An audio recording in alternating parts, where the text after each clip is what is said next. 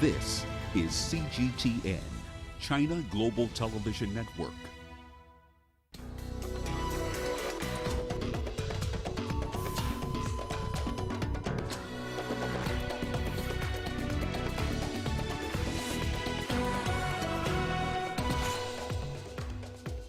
Taliban call for unity, promise peace in first press conference after U.S. departure.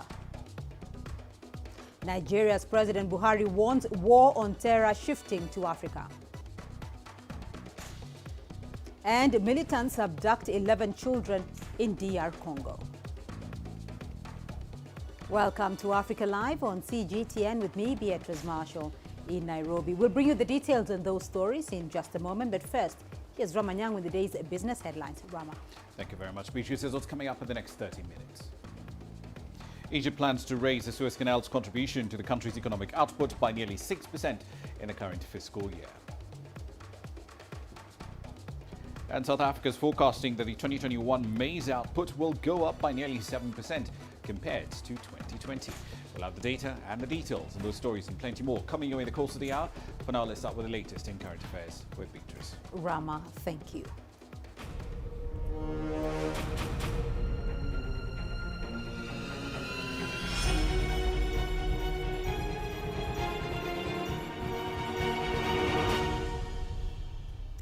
And we begin in Afghanistan, where the Taliban is expected to soon form a government as the United States military finalized its departure. Most of the group's leadership spoke at its second press briefing for the day. Taliban spokesperson Zabihullah Mujahid called for work to unite the country. They hailed the U.S. departure as a victory and vowed to make more progress in their government as opposed to what they called a puppet administration for the past 20 years. The Taliban said Afghanistan's economy would be their priority and gave reassurances on opportunities, security and support for Afghans. The United States completed evacuations on Tuesday morning, signaling the end of a two-decade conflict and invasion of Afghanistan. German Foreign Minister Heiko Maas is in Pakistan to meet with his counterpart Shah Mahmood Qureshi. They addressed the media earlier today about Afghanistan and the future of ties with the Taliban.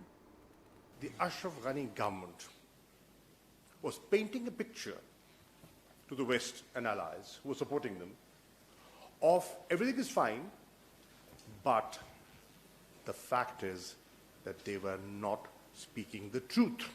In the West, in the international community at large, we have to ask ourselves if military interventions are suitable to export a form of government, which we prefer. This was not successful in Afghanistan, and this is why we have to draw the necessary lessons that beyond fighting terrorism, beyond ending human rights violations, beyond creating peace, military interventions are not suited to export a specific form of government, and we need to think about the purposes and also the duration of military interventions. China also says it is hoping for good relations with Afghanistan and says it supports its peaceful reconstruction. The withdrawal of U.S. troops from Afghanistan shows that the policy of wanton military intervention and imposing a country's values and social systems on another's is only doomed for failure. Afghanistan was able to free itself from foreign military occupation, and the Afghan people have ushered in a new starting point of peace and reconstruction. The country has turned a new page in its history. China respects the sovereignty, independence, and territorial integrity of Afghanistan, and China remains committed to the non-interference in Afghanistan's internal affairs and pursues a friendly policy for all Afghan people. Well, let's get more on this developing story. We can now cross over to Zimarilei Abbasin, who is in Kabul, and Caroline Malone is in Washington for us. Thank you both for joining us on the program. Zimarilei, let's begin with you in Kabul. It's been a day since the withdrawal of foreign forces in Afghanistan. What's the situation on the ground?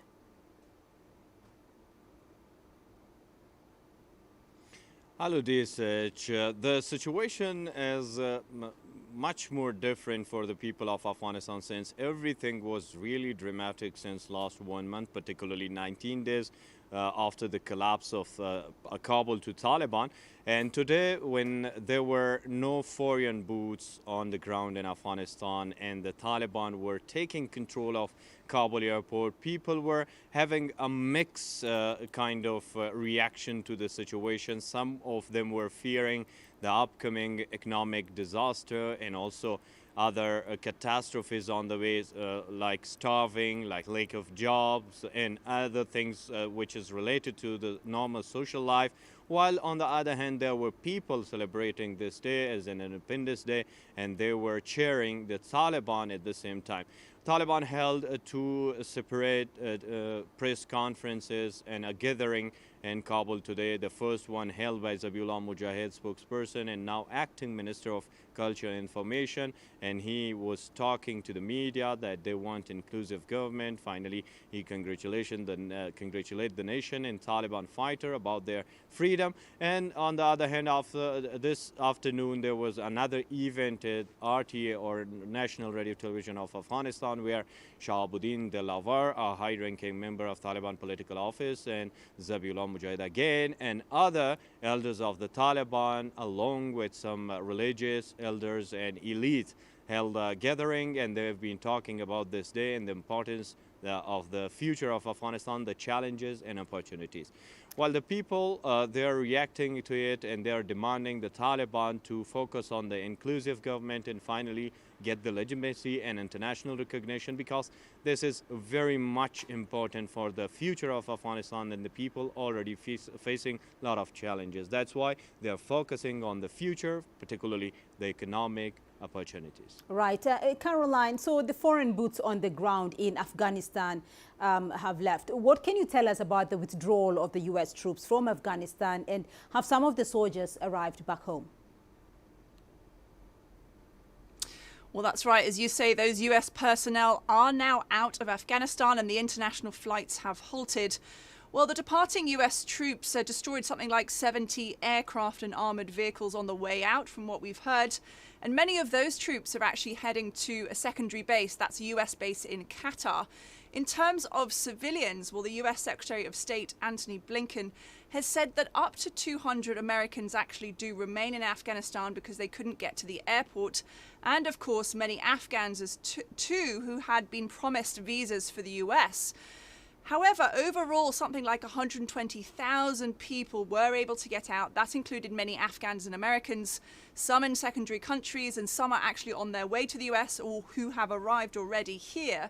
And the agencies here in the US who are assigned to help the newly arrived Afghan refugees, they've been told to expect as many as 50,000 Afghans who are going to arrive into the US soon. Right. Zimarale, after the withdrawal of foreign forces, what next now for the Taliban government? There are too much challenges, they say, because the situation look not what an easy way and easy task for the Taliban.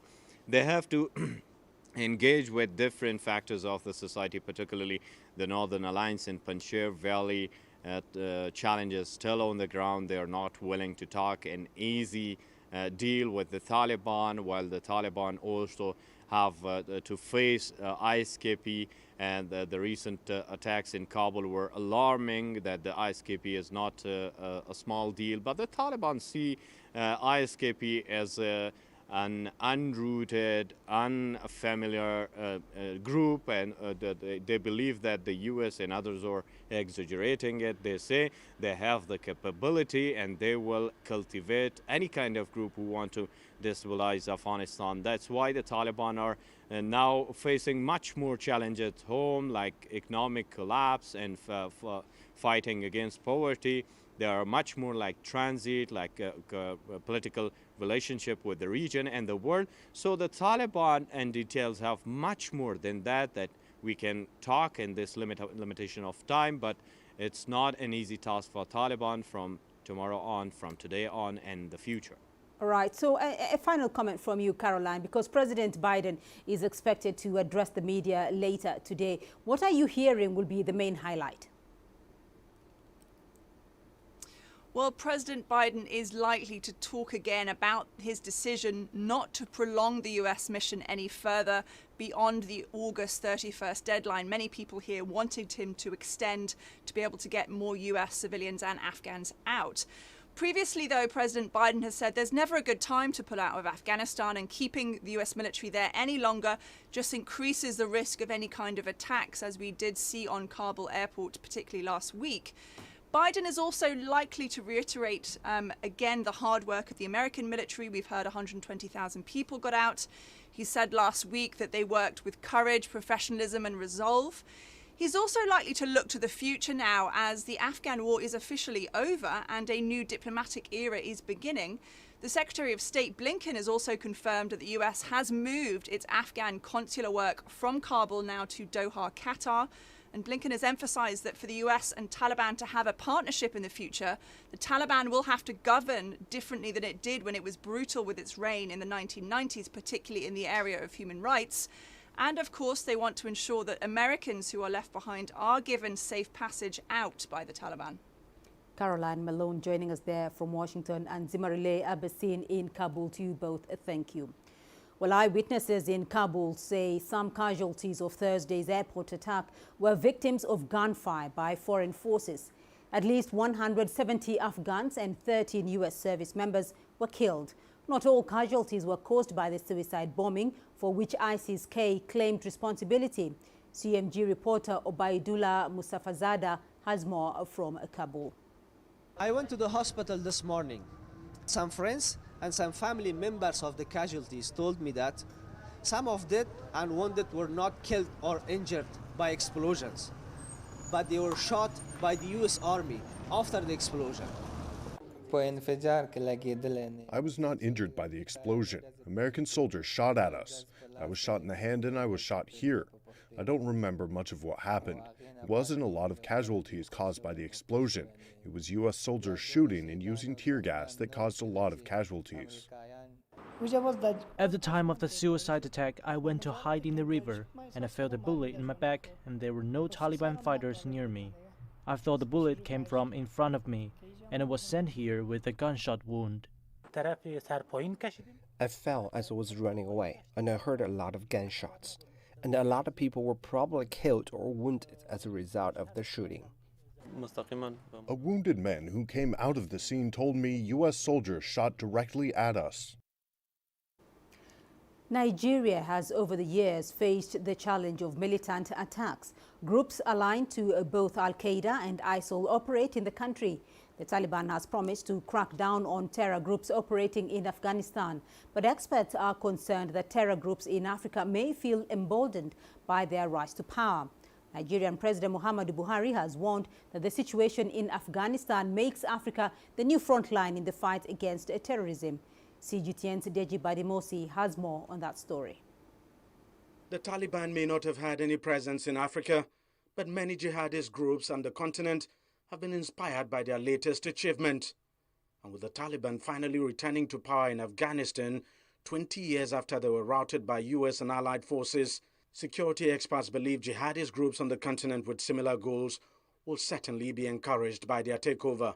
It provided the impetus, the motivation for people to believe that they can have an Islamic government, a theocratic governance. Young people were motivated to believe that when they begin that it is possible for them to set up a country or to govern the nation under strict Islamic code.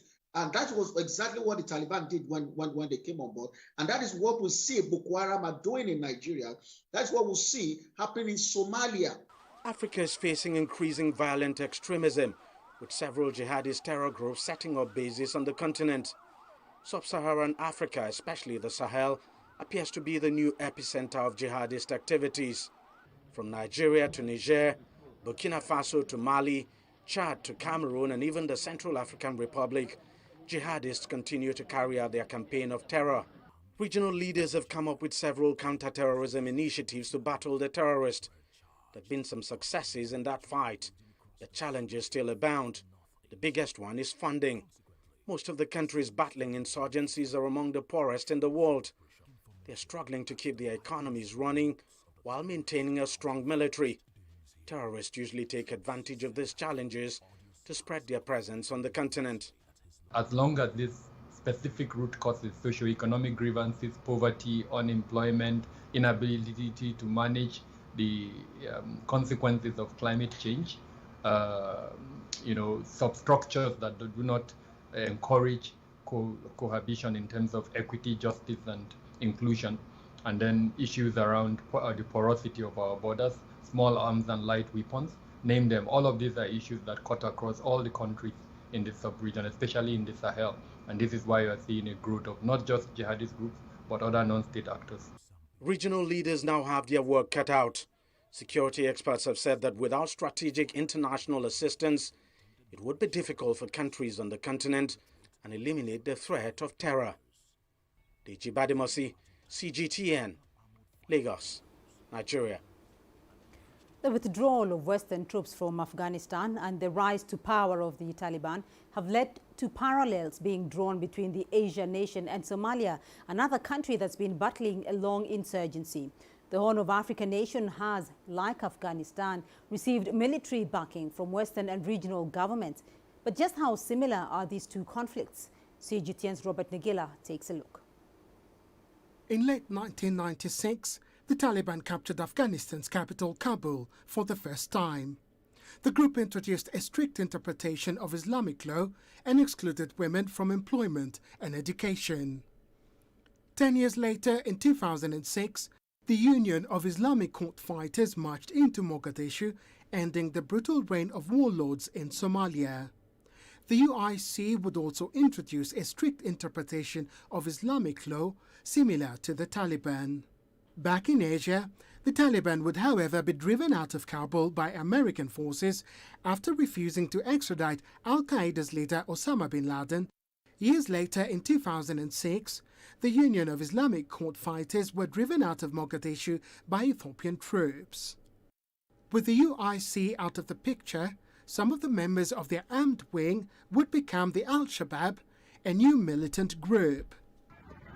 After being deposed, the Taliban began a 20-year insurgency to topple the Western-backed Afghan government in Kabul and force the US out of the country. Meanwhile, Al-Shabaab's insurgency has been going on for 14 years across Somalia, limiting the Western-backed federal government mainly to the capital Mogadishu and some major towns.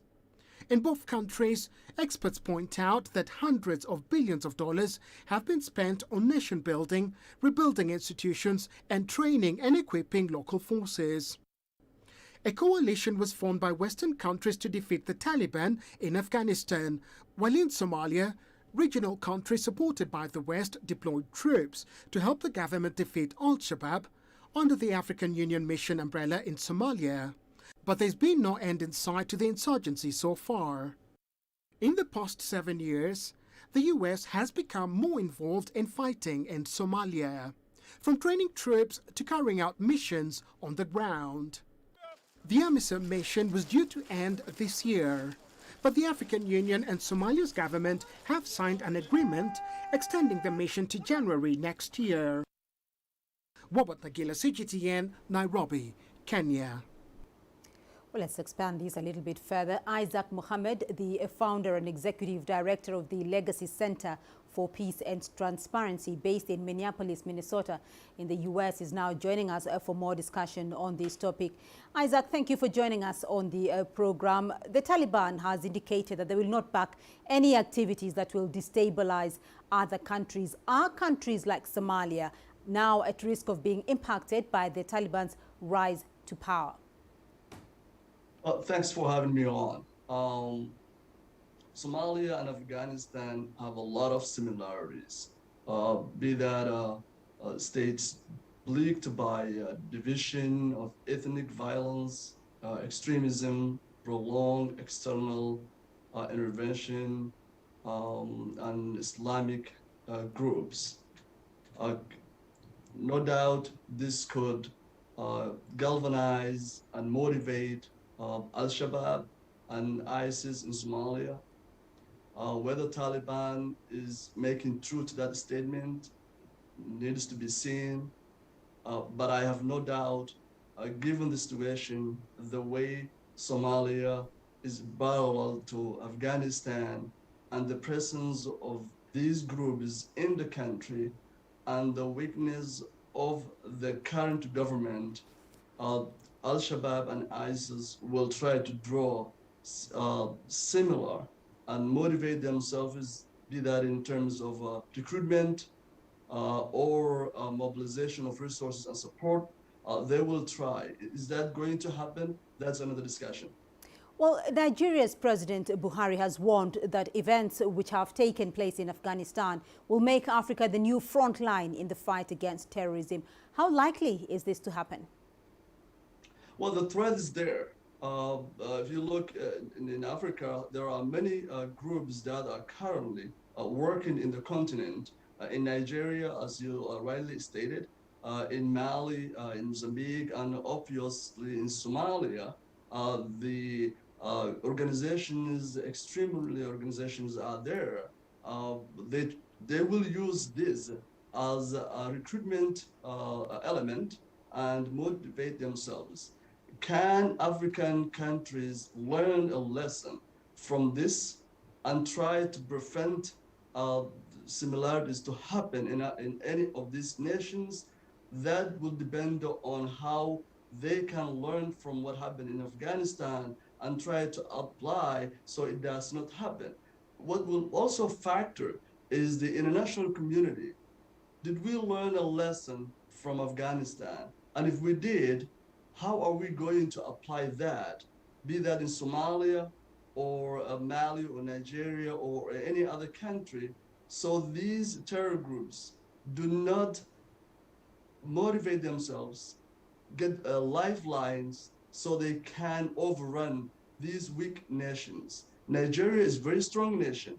It has a military that can protect that country and also support other countries. But Mali and Somalia are two very fragile states, and they have these large Islamic extremist groups present in those two nations. So that scares a lot. So how do you think, though, how are African governments going to deal with an Afghan government led by the Taliban? I think a lot will depend on Taliban's approach. Are they going to be as they were back then when they had the control of the country, Islamic terror group, or are they going to become a governing system? What kind of government are they going to mobilize? Is it broadly participated government that all Afghans can see themselves in that government? Are they willing to conduct themselves in a way that which supports institutional governance system that wants to engage other nations peacefully and conduct themselves in that manner? If they do that, I think not only African nations, but also Western and their neighbors will be willing to work with them, given the current situation in Afghanistan. They are the de facto government. So they have an opportunity to prove themselves. They have an opportunity to earn recognition, but a lot will depend on how they conduct themselves. All right, Isaac Mohammed joining us there from Minneapolis in Minnesota. Thank you. Libya's interim Prime Minister Abdul Hamid Dibeiba has accused the country's eastern-based parliament of trying to undermine his administration. Dibeiba's remarks follow a request by parliament asking the unity government to brief members of parliament so that the legislators could evaluate its performance and service delivery to the public. Some members of the eastern-based parliament have threatened to withdraw support for the government if Dibeiba refuses to attend the planned session. Here is CGTN's Adil Mahroui with more details. Differences between Libyan politicians appear to be increasing once again after top figures in the West and East publicly criticized each other. In a televised statement this week, interim Prime Minister Abdul Hamid Dibeiba accused the eastern-based parliament of trying to sabotage his cabinet's work by delaying the approval of the state budget. البرلمان لحد الآن في هالأربع شهور الماضية During the past 4 months and until now, the parliament has deliberately and clearly been obstructing the government's operation. The reasons they have provided to delay the budget approval are illogical. To a government, a budget is like air. It cannot work without it. For the government to provide services, it needs a budget, and the parliament is not approving it. Parliament had over 100 amendments it wanted made in the Beiba's state budget. When he refused to comply with that, MPs further complicated the matter by adding 50 more items in the budget that they wanted to see amended. This week, the Speaker of the Eastern-based Parliament, Aqila Saleh, summoned the interim Prime Minister to appear before MPs on Monday for questioning. The Beiba did not attend the session. Consequently, 28 members of Parliament are now calling for a no-confidence vote against the Beiba. All of them represent parts of eastern Libya. Beiba failed to implement the government plan he announced, based on which he gained Parliament's confidence.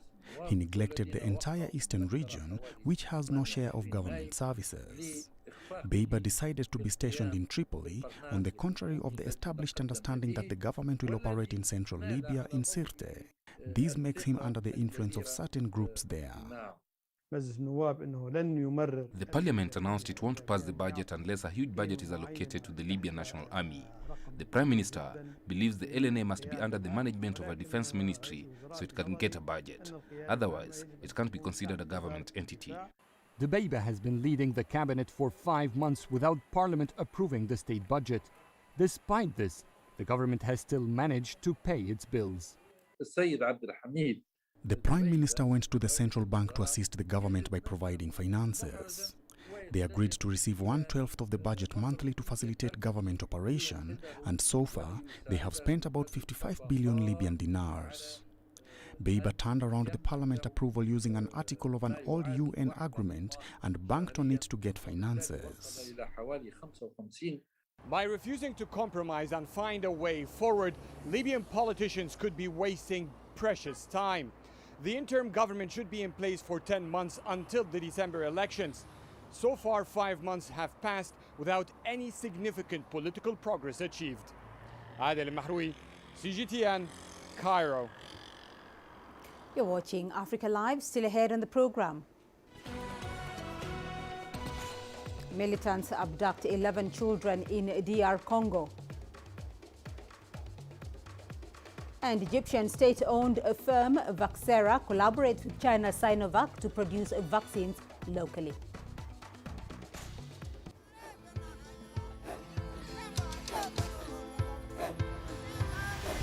Africa is a continent of diversity, with varied climates and enchanting geography, and a people so distinct, but with a shared enduring spirit.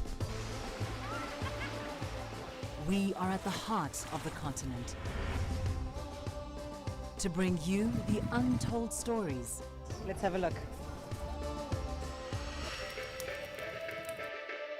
We celebrate Africa as it shapes its own destiny. Aden, Shiwishi, Tunis, Cairo, Juba, Johannesburg, Ethiopia, Tanzania. Africa Live. Find your voice.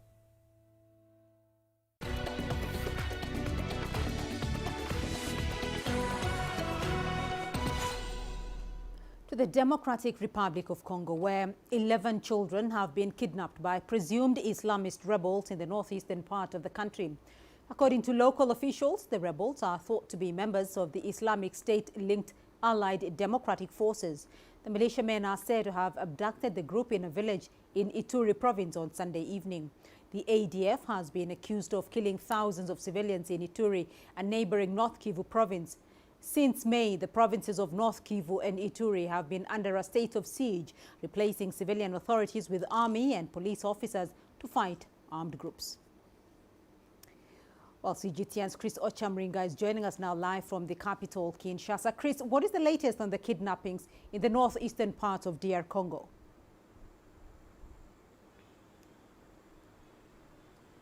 Well, the Congolese army says it's pursuing the armed men who kidnapped the children in Ituri province in the northeast of the country. The incident happened on Sunday evening. We have been informed that the rebels raided a village in Ituri province and abducted all the civilians in the area, men, women and children.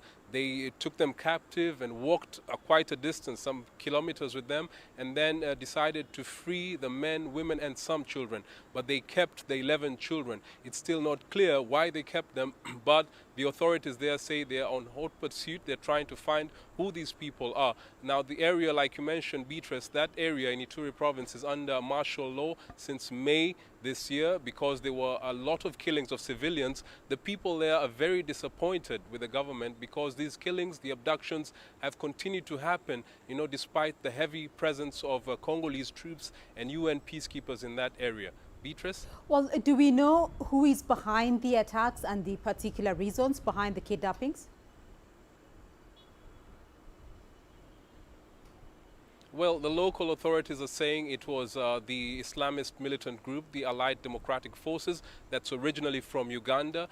They haven't given reasons why they believe it was carried out by them, but that's the official position that we have got so far. Now, this area has had cases of members of the Allied Democratic Forces carrying out incursions, killing people and abducting civilians. And that is the reason why the authorities there believe that this was carried out. But the government says it's doing everything within its power to ensure that the place is secure, that there's peace restored in the area. The president has invited troops from the US who came earlier this month to the east of the DRC, and there are also troops from Kenya and other experts, security experts, who are working with the Congolese authorities to try and secure that area. Ituri province is rich in minerals, especially gold, and so there has been a lot of illegal activities happening in that area, which has fueled the conflict there. Beatrice? All right, Chris Ochamringa joining us there from Kinshasa. Thank you. Egyptian Prime Minister Mustafa Madbouli has visited the country's Vaxera COVID-19 vaccine production line and announced the country can in future produce up to 1 billion doses of vaccines annually. Egypt is planning to expand the local production of vaccines needed to tackle the pandemic. The North African nation has collaborated with Chinese pharmaceutical giant Sinovac to produce millions of the jabs domestically. Here is Adel Mahroui with more details. Egyptian Health Minister Hala Zaid updated Prime Minister Mustafa Madbouli on the progress of construction work at the government's newest and biggest vaccination manufacturing complex during his visit. An entire section of the factory will be dedicated to producing COVID-19 vaccines. The Prime Minister says the COVID-19 production line will have the capacity to produce up to 3 million doses daily, which translates to a huge annual volume. We can produce up to 1 billion doses a year. That's why the state, through the Ministry of Health, is negotiating with international pharmaceuticals to collaborate with us to manufacture their COVID-19 vaccines. Such a volume, of course, will not only serve Egypt, but it will also supply our brothers in Africa and the region. This massive vaccination complex is managed by Vaxera, the state-owned pharmaceutical firm that is currently producing China's Sinovac COVID-19 vaccines domestically. Egypt is targeting to produce 80 million doses by the end of the year. It is currently looking at the possibility of increasing that figure even more in 2022. We are following a strict plan to allocate as many COVID-19 vaccines as possible to our citizens and to inoculate as many people as possible before the year ends. Priority will be given to university faculty, staff and students and those eligible to get vaccinated in schools. Vaccines definitely reduce the symptoms of those who get infected. I urge everyone to observe precautionary measures. We have managed to cross 3 waves. I hope with your commitment, we can overcome the 4th as well. Currently, Egypt is producing around 15 million doses monthly of the Vaxera Sinovac COVID-19 jab. The production capacity can go up to 18 million doses. The new government vaccination facility, which is expected to produce the same vaccine, is set to commence production by the end of November. Besides Sinovac and Chinese pharmaceuticals, Egypt is also negotiating with other international drug producers to develop their COVID-19 vaccines domestically. The facility will be also producing 8 different types of standard vaccines for children and adults as the nation moves towards decreasing its reliance on imports. Adel Mahroui, CGTN, Ras Sidr, Egypt. Well, let's now go to Rama Nyang for a look at the day's business news. Rama. Thank you very much, Beatrice. Here's what's coming up in business. Egypt plans to raise the Suez Canal's contribution to the country's economic output by nearly 6% in the current fiscal year. And South Africa expects the 2021 maize output to rise by almost 7% compared to last year.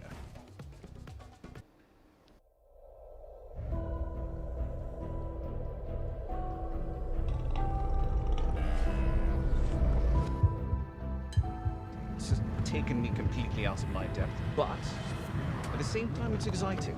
It's new, it's different, it's a challenge. It's really exciting.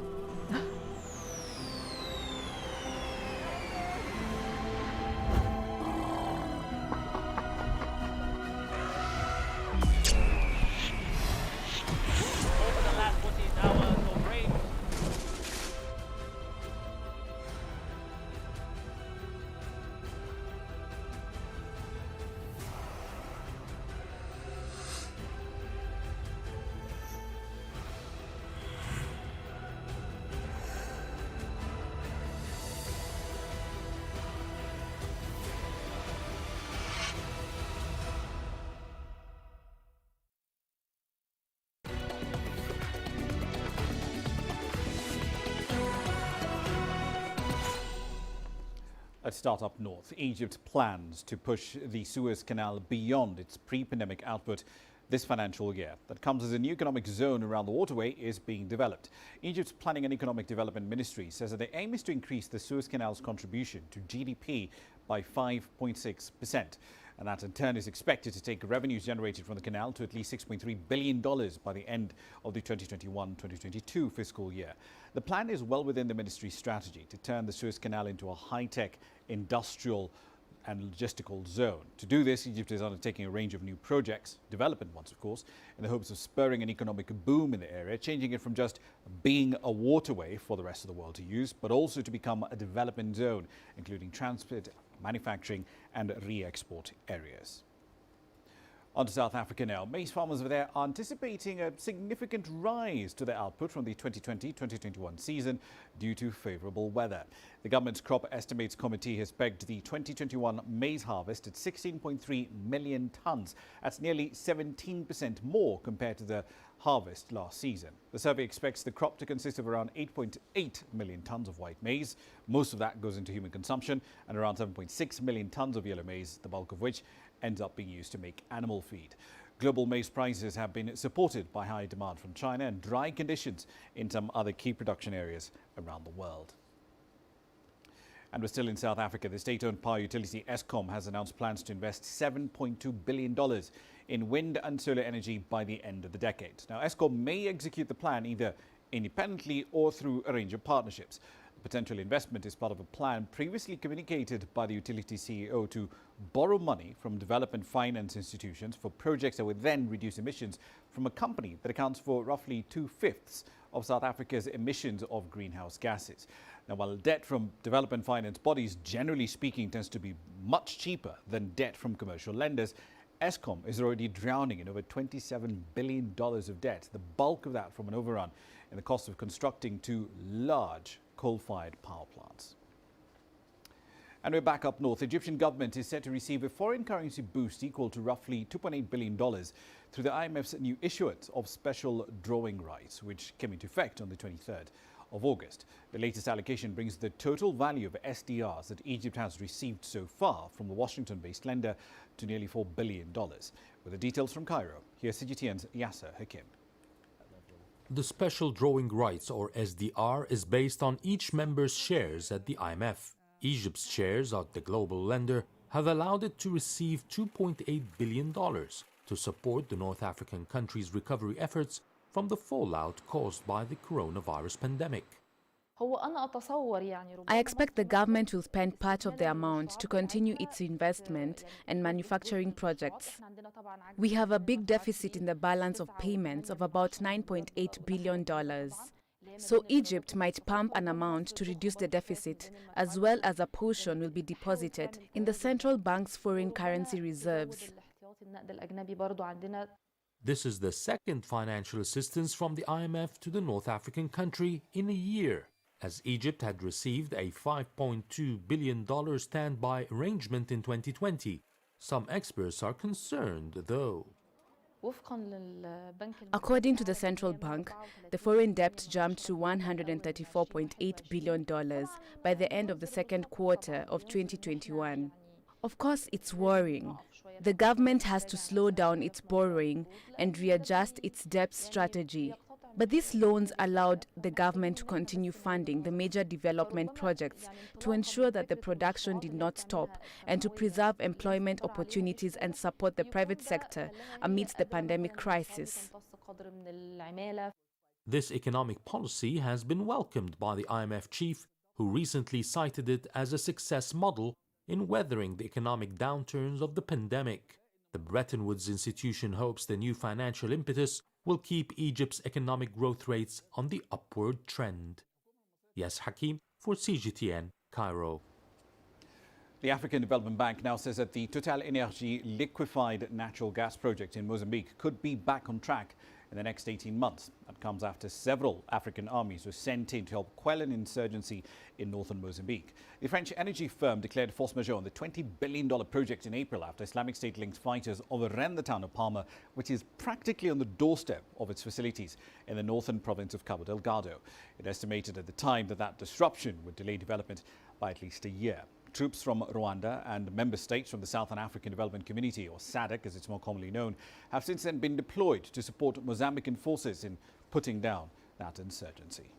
I think that now that the area is under control, I expect that they will stabilize, and hopefully in the next 1 year, I expect that things will return back on track there. I think that the return of security in that place will give assurances to Total and others to return. But it would take some time to stabilize, but I don't think it's going to affect the project in a long-term basis. Maybe 1 year, I expect, 1 year to 18 months, I expect things to stabilize enough for that to be able to go back on track.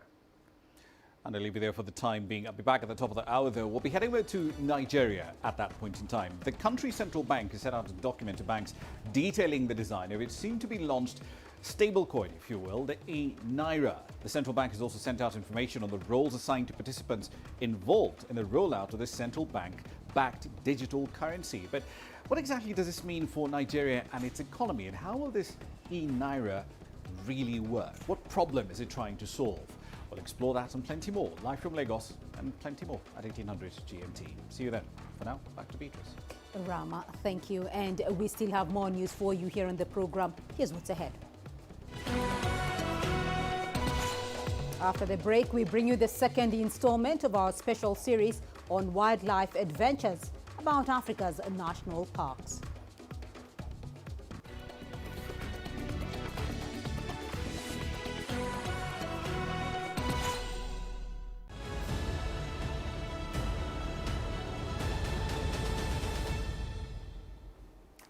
And now to our series on Africa's national parks. The Victoria Falls are situated along the Zambezi River in southern Africa.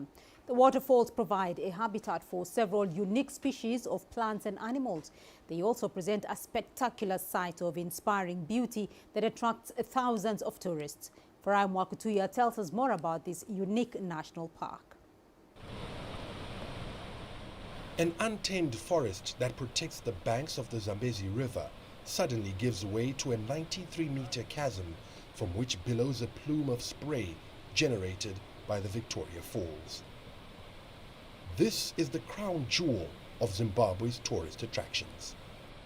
Locals call it Mosia Tunya, which means the smoke that thunders. Right now, it's doing so in full voice. Heavy rains during the last season have swelled the waters that thrash into the gorges below. Unfortunately, Due to the COVID-19 restrictions, only a few are here to take in the spectacle. But the national park has significance beyond just the iconic waterfall. Almost our Big Five is also there in Victoria National Park. And mainly the belt stretches from Hwange National Park, which is about 100 kilometers, right up to Kazungula, right up to the border with Botswana and Zambia. And this also forms part of the Kaza Trans-Frontier Conservation Area, where the 5 countries converge. So it's a very rich area in terms of wildlife. The absence of large numbers of people during this period has given some of the other park's inhabitants freedom of the rainforest, which is watered by the spray. Animals are also beneficiaries of the recent rains. The biggest threat to the survival for animals in that region, 1, climate change, 2, habitat loss. In terms of climate change, you know that area is under Region 5. Because it's under Region 5, it receives low to minimum rainfall. What that means is as climate changes, as we receive less and less rainfall, it means our animals will suffer and our animals will not have enough water. But this year, it was a good year. We've had good rains, and I think we have enough water for the animals. Prolific falls are crucial for the survival of Victoria Falls City, which has vaccinated more than 70% of its residents in order to keep tourism going. Though nowhere near enough, international travelers are here and having a go at all the destination has to offer. How was the bungee? It was absolutely amazing. Worth it? 100%. Bucket list ticked? Yes, yes. I've always wanted to do it, and now I have, and it's amazing. Everyone should try it. Water is actually soothing. Do you know that? Especially this time when things are just so tense. You take a cruise, it's like the water massages your feelings and your mind. When you come out, you're just rejuvenated.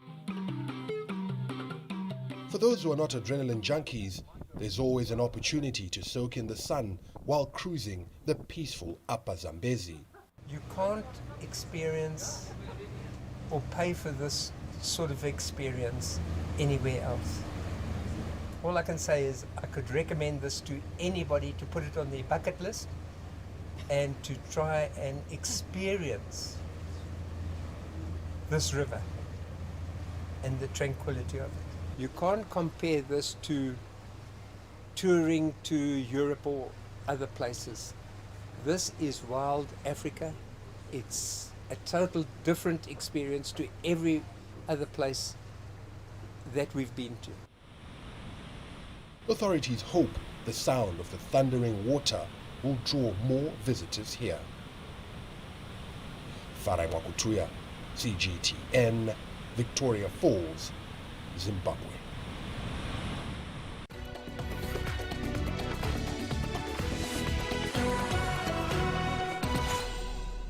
And we start off your sport with the latest from FIBA AfroBasket 2021, where Uganda Silverbacks have just stunned 2015 champions Nigeria to dump their D Tigers out of the tournament after beating them 80-68 in Kigali, Rwanda this evening.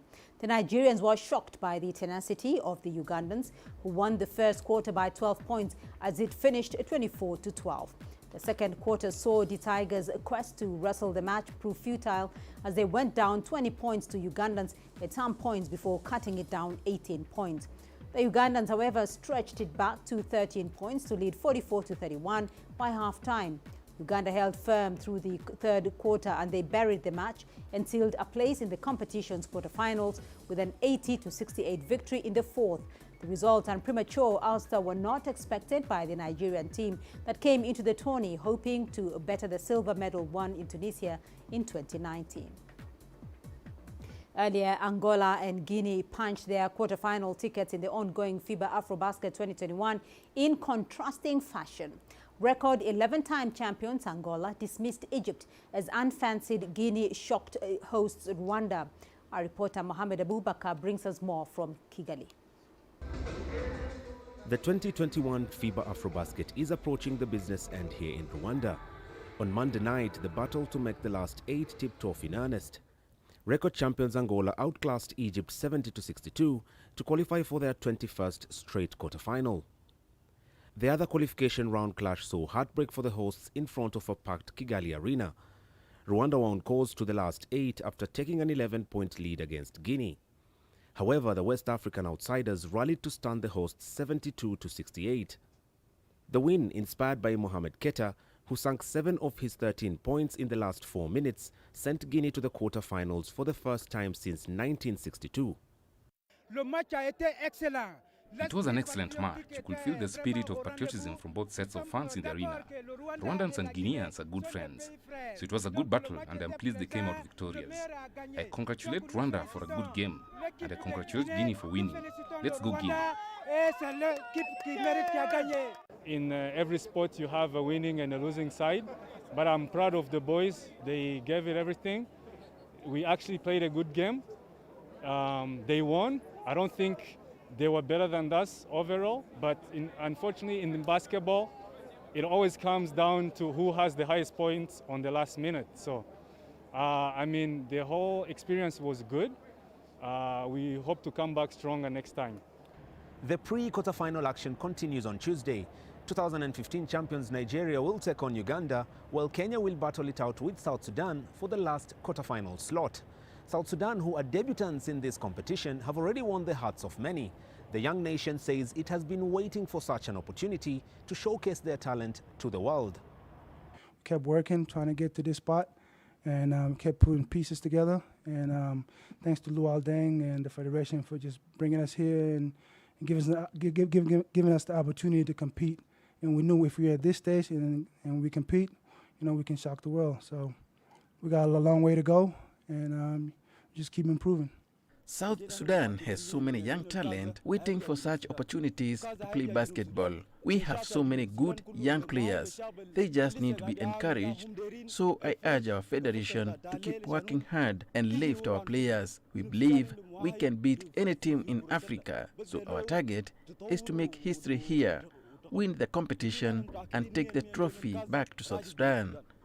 The opening quarterfinal fixtures on Wednesday will see Angola take on 5-time champion Senegal before West African neighbors Guinea and Cote d'Ivoire take to the court. Mohamed Abubakar, CGTN, Kigali. The Uganda Cranes team arrived in Nairobi on Tuesday morning ahead of its 2022 FIFA World Cup qualifier game against Kenya on Thursday. The two fierce East African rivals, who have never qualified for the World Cup, are seeking to advance to the third round of the Qatar 2022 CAF qualifiers alongside Mali and Rwanda in Group E. 3 Ugandan foreign-based players, Isaac Muleme, Mustafa Kiza and Derek Nsibambi, joined the team in Nairobi. Mali welcomed Rwanda on Wednesday in the other Group E match, where the winners will clinch the only ticket to the third and final qualifying round for the World Cup. Uganda Cranes captain Emmanuel Okwi is braced for a difficult regional derby, while his head coach Milutin Micho Sredojevic believes the slightest details will separate his team and their neighbors Kenya on Thursday. For now, we've just arrived. We want to see how we shall rest up and start our day tomorrow, so that by Thursday we acclimatize to the weather and make sure we're ready for the game on Thursday. Of course, we respect Kenya as a team, and we respect Kenya also as a nation, but we're here to fight and make sure we get the best possible result. Is meaning happy to come here. It will be very tough match that will show us where we are at present. We know that we are playing a very competitive, good team that has a huge advantage, having in mind that coach Jacob had March qualifiers, and also your league has not been in recess, just recently finished. You are in full competitiveness, while we are having certain problems because of our league being in recess and in off-season. But no matter of that, we are representing Uganda, we are representing Kenya. It will be a match where small details will decide. We shall do everything that those details go our way. African teams will be forced to do without their best players from the English Premier League when the 2022 World Cup qualifiers kick off on Wednesday. This is despite governing body FIFA urging British Prime Minister Boris Johnson to ease quarantine rules that would have allowed them to travel. CGTN CS Duplessis has more. The club versus country debate has been taken to a new level after teams from the top leagues in Europe refused to release their players for the FIFA World Cup qualifiers due to the time their stars would need to quarantine if returning from countries deemed to be on the travel red list. It affects a lot of players. I mean, it affects, let's say, almost just over 60 players in the Premiership. And so hopefully with that and being a lot of these guys as well coming from, it's not just from Africa, in South America as well. So it's gonna be a very gruesome battle in the next few months with club versus country. I do understand. I mean, the clubs, if you have players that you are paying salaries and they are earning so much money from you, now they go and have to be quarantined for 10 days. If you're playing the English Premier League, you're missing 2 games. Or you're missing, there's Champions League, you're missing maybe possibly 3 games. The South African Football Association has managed to escape the travel restrictions unscathed for their crucial qualifying matches against Ghana and Zimbabwe. We are actually happy that actually CAF came on board and FIFA also came on board to instruct some of these international countries to release some of the players for Bafana Bafana.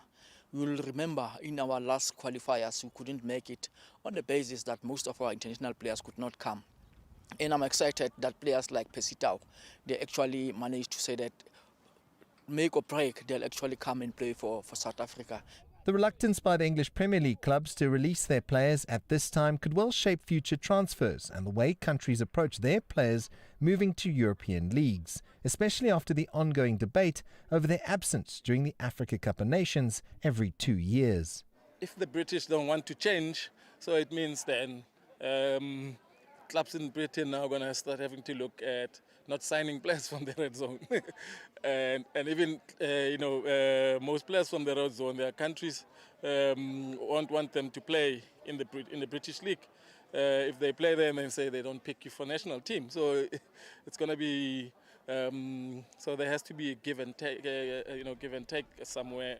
Despite all efforts to accommodate the players from so-called red list countries for the 2022 World Cup qualifiers, an impasse has been reached with no clear solution in unprecedented times. The only possible way to ensure both parties are satisfied is to allow quarantine exemptions from the very protocols that ensure not only the safety of players, coaching staff, but also the fans of the beautiful game. CS2+C, CGTN, Johannesburg, South Africa.